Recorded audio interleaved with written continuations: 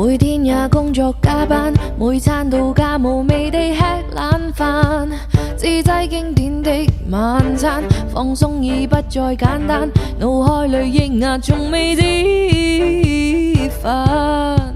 人生是娛樂，如不需要擔憂終生吃喝，這一句上別就成立，對嗎？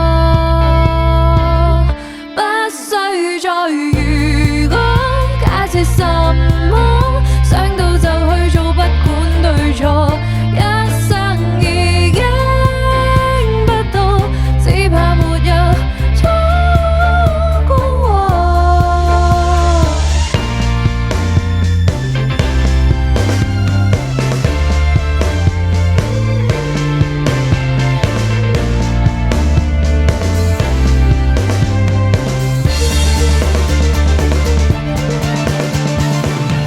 敢豁出去偷玩，太奢侈的娛樂未敢高攀，負起終生的帳單，也想過一去不返，放低重擔前行別轉彎。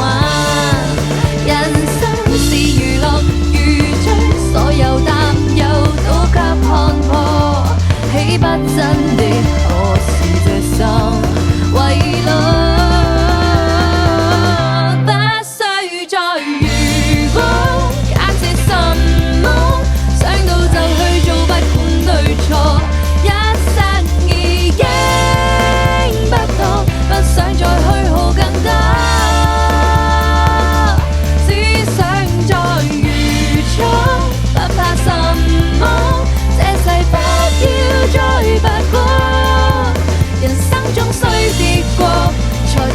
想要什麼？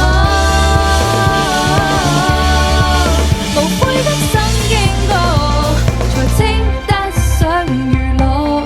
即管去做你想的，即管去做你愛的，即管去娛樂人生。